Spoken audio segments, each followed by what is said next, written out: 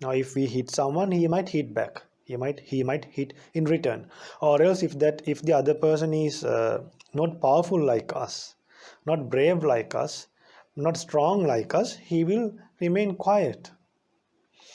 So those are the external reactions that we understand. Don't we understand these things? We understand. So those are the external reactions. If we hit someone, or if we scold someone, either he might scold in return, either he might remain quiet, or he might take revenge later. But those are the external reactions we see. There are internal reactions that take place in our mind. There's something called a karma. A karma gets accumulated when you scold someone, when you hit someone, when you blame someone. There's something called unhappiness in mind that gets generated in our lives. There's something called regret that gets generated in our minds. That happens internally.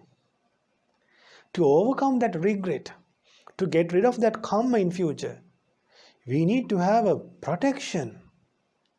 We need to have a way. So usually people don't understand the internal reactions. They just consider only the external reactions, the problems. Now, after they do something wrong or evil, they will only concern about getting away and finding a way to run away from the police. But to run away from the bad karma that we accumulate, do people think about the karma? Do people think these actions, whether these actions will give me results in future? When we scold someone, remember, another person will be there. Another person will be created. Not by a God, that another person will be there for you to scold you, to hit you.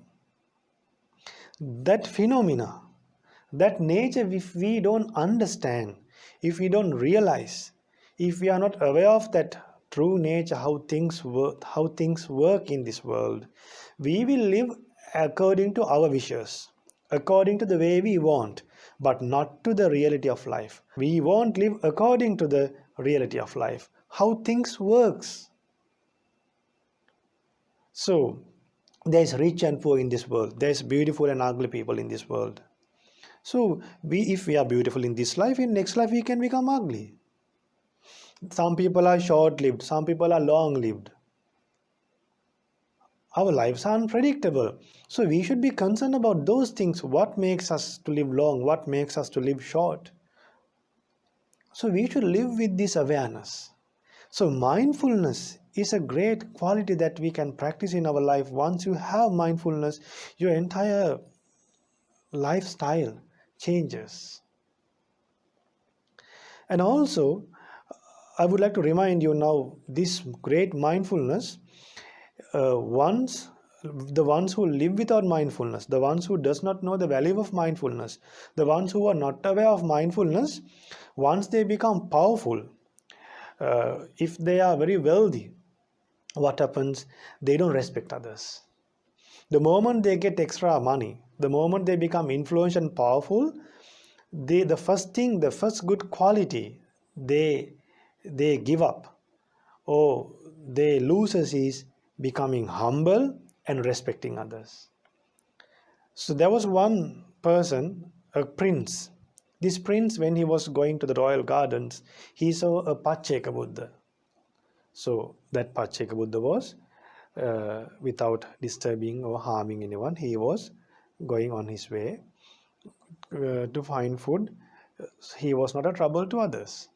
He didn't go and force other people to give food to him. If people offer him, he accepts. If people doesn't offer, he will go to another house. If no one offers, he will go back to the room where he lives and meditate.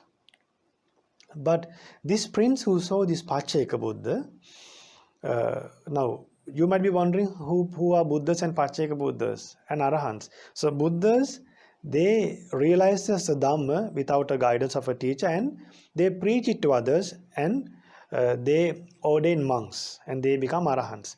Pacheka Buddhas, they realize the Dhamma without a guidance of a teacher, but they don't ordain monks and they don't make a Buddha Sasana. They don't preach Dhamma and they don't preach suttas like this and develop a dispensation like this. with lay people, with female followers, with ordained monks, with monastics, with male monastics and with female monastics. That is not happen. That is not done by a Pacceka Buddha. So this Pacceka Buddha was peacefully, with calm body postures. He was traveling. He was coming along the road, walking along the road. Then a prince was riding an elephant. So this prince, after seeing this Pacceka Buddha, he thought of climbing down the elephant, he got off from the elephant, and then went to the Pacceka Buddha, and he asked, Bhante, did you receive food? And then he just asked that question, and he took the alms ball from the Pacceka Buddha. The alms ball is a ball that they carry to collect food. He took the alms ball and smashed it on the ground. Now, did Pacceka Buddha do anything? No. Just that prince wanted to show his power, he broke the ball and said to the Pacceka Buddha, look, I am a son of a king. Do whatever you want. He said that, and he got back to the elephant's back and he started moving. Pacceka Buddha went back to the kuti. But that man who broke that Pacceka Buddha's alms ball, he didn't realize that something internally took place. Something internally got accumulated. A bad karma to be born in a bad destination. And to suffer like 1,000 times, 100,000 times more than that Pacceka Buddha experience without being unable to eat and collect food on that day. That prince suffered million times more than that Pacceka Buddha suffered physically. Pacceka Buddha, he would have suffered physically not having food, but not mentally. But this prince, he suffered physically and mentally both. Why? This prince, he did not have a protection for his mind. No mindfulness, no patience, no refuge. So remember, we are developing mindfulness because at any time, just because of our wealth, just because of our own knowledge and personal abilities and small abilities, we might get intoxicated and do things that are harmful for you and harmful for others without knowing. So we might do actions without understanding the danger of performing actions. So that's the introduction I did. So it might not be a brief introduction, but remember, this is why we are learning mindfulness. Not to be born like such princesses, to have a better life. So let's go for refuge to Buddha Dhamma Sangha and observe 5 precepts. Namo tassa bhagavato arahato samma sambuddhassa. Namo tassa bhagavato arahato samma sambuddhassa. Namo tassa bhagavato arahato samma sambuddhassa. Buddhaṃ saraṇaṃ gacchāmi, Dhammaṃ saraṇaṃ gacchāmi, Saṅgham saraṇaṃ gacchāmi, Dutiyampi Buddhaṃ saraṇaṃ gacchāmi, Dutiyampi Dhammaṃ saraṇaṃ gacchāmi, Dutiyampi Saṅgham saraṇaṃ gacchāmi, Tatiyampi Buddhaṃ saraṇaṃ gacchāmi, Tatiyampi Dhammaṃ saraṇaṃ gacchāmi, Tatiyampi Saṅgham saraṇaṃ gacchāmi. Sadhu, sadhu, sadhu. To observe the 5 precepts, say after me. I observe the precept of abstaining from killing beings. I observe the precept of abstaining from stealing. I observe the precept of abstaining from sexual misconduct. I observe the precept of abstaining from telling lies. I observe the precept of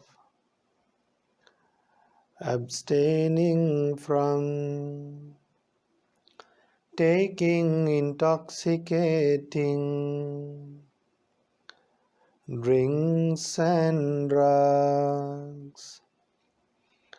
I follow these precepts for happiness in this life, for rebirth in heaven, and to realize the Four Noble Truths in this Gautama Buddha's dispensation. Sadhu, sadhu, sadhu. Namo Buddhaya. And my homage to my teacher, most venerable Avasarai Kiribadguda Jnanananda Mahathera, our Loka Swamin Wahansa. Dear Dharma friends, so far we have learned two meditation techniques. The first one is the breathing meditation in Kaya Anupassana. Then we learn how to focus to the body postures, that is Iriyapata, section on postures. And then today we are learning the third meditation technique, that is Sampajana, about a section on clear comprehension. So let's see how we can practice the third meditation. I will chant in Pali and then explain the meanings in English. Punacha param bhikkave bhikkhu abhikkante patikkante sampajanakari hoti alokite vilokite sampajanakari hoti samminjite pasarite sampajanakari hoti Sanghatipatta chivara dharane sampajanakari hoti Asite pite khaite saite sampajanakari hoti Gate tite nisinne sutte jagarite bhasite tunhi bhave sampajanakari hoti. So that's the third meditation technique. Buddha preaches how we can be mindful. So another way we can be mindful towards the body is like this. Punacha param bhikkhave bhikkhu. Again, a monk intent on realizing the Dhamma, who strives hard to realize the Dhamma. Abhikkante patikkante sampajanakari hoti. He dwells with complete awareness and wisdom directed to eradicate defilements. What is abhikkante patikkante? Abhikkante means going forward. Patikkante means returning. So when you are walking, you should be mindful. When you are going forward, when you are returning, you should be mindful. So this meditation technique, honestly, dear Dharma friends, you can start early morning and until you go to bed, you can practice this. Every day you can practice this mindfulness. Now breathing, we have to sit and practice that, I told in the beginning. But this meditation will protect you the moment you wake up and until you go to sleep, you can practice this. And even after you sleep, Don't worry, you have accumulated a huge good karma. You have followed the Buddha's path, that even if you die in the night while sleeping, you were a person who have practiced the Satipatthana throughout the day. So when you are going forward and returning, so going forward, imagine you leave the house. Early morning you wake up, then you get off from the bed, then you go to the washroom. Mindfulness. Don't let an unwholesome thought to come into your mind. Always be aware. Then Buddha preaches, alokite vilokite sampajanakari hoti. What is that? When looking ahead and looking around. So after you wake up, you might look around and see where the phone is, where the smartphone is, where the torch is, then where the switch is, the light is. So all these things should be done mindfully. Remember how you live mindfully? In all these occasions, when you are going forward, when you are looking around, when you look forward, don't let an unwholesome thought to come to your mind. See how this mindfulness is protecting you. Then Buddha preaches, samminjite pasarite sampajanakari hoti. How does that happen? When you are bending and stretching limbs. When you're bending your arms, when you're stretching your arms. So then when you're bending and stretching your legs, imagine now you're sleeping, you wake up. Then don't you do these things until you go to bed again in the evening, in the night, you do these things. Remember mindfully, don't let an unwholesome thought to come to your mind. Then Buddha preaches, Sanghatipatta chivara dharane sampajanakari hoti. So even while wearing robes, while holding the alms ball, we should be mindful. How can we be mindful without letting unwholesome thoughts? Even while wearing this robe, we can think, I'm wearing this robe to overcome cold, to overcome heat, to overcome the distraction that comes from flies and mosquitoes, then to cover the shy places. That is a wise contemplation. So even as lay people, while wearing clothes, you can think, I'm wearing this clothes. The reason you are wearing clothes. Then whatever the attachment that you have towards the clothes will also be abandoned. Then Buddha preaches, asite, pite, kaite, saite, sampajanakari hoti. What's that? When you are eating, drinking, chewing and tasting, you should be mindful. See, Buddha has covered all the places, no loopholes. Buddha has covered all the places where you can get distracted by unwholesome thoughts. And he has reminded all those places, all those incidents where your mind can get distracted. And he has protected you. That's why we need this refuge from the Buddha. We have to wholeheartedly practice these teachings while being grateful to the Buddha. Because his realization is marvelous. Who else realized these things? Mindfulness like this, telling us clearly the occasions, the moments to be mindful and the way how we should be mindful. It's a Buddha. We are fortunate, dear Dharma friends. We are hearing and learning and practicing these teachings. So such people have a refuge. That refuge is happiness. That refuge is abandoning suffering forever. That refuge is eradicating this karma that has been accumulated throughout the samsara. This is not the first and the last life.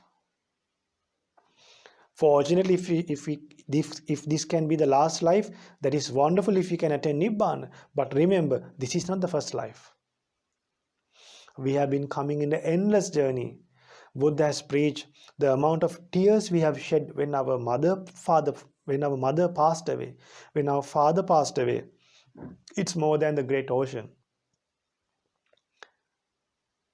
That much we have been coming without mindfulness, without developing mindfulness. Why do we cry? Is it because of mindfulness or lack of mindfulness? Lack of mindfulness. Why do we cry? Why do we suffer when we separate from loved ones? Now, these days, because of coronavirus, see how people are separating from loved ones, how people are suffering from diseases, how much people are living with loneliness, how much they are suffering from loneliness, without talking to others, without seeing others, without meeting people, without having enough money to survive. Why we are suffering still in life? Why we are still suffering again and again? Why we have again fallen into suffering? We have not developed mindfulness in the past lives to a great extent to abandon these problems and find a refuge once and for all, forever. We have not realized that Dhamma yet to an extent where we have attained the final attainment of Nibbana, eradication of all defilements. If that would have happened in the past lives, we would not be existing right here. Then, dear Dhamma friends, Buddha preachers, see, while eating, drinking, chewing, tasting, we should be mindful. We should understand the purpose of eating. So this meditation technique, we need to take 2-3 programs and finish it, because this is a wonderful meditation technique. This Sampajana meditation, section on clear comprehension. So I will introduce the meditation.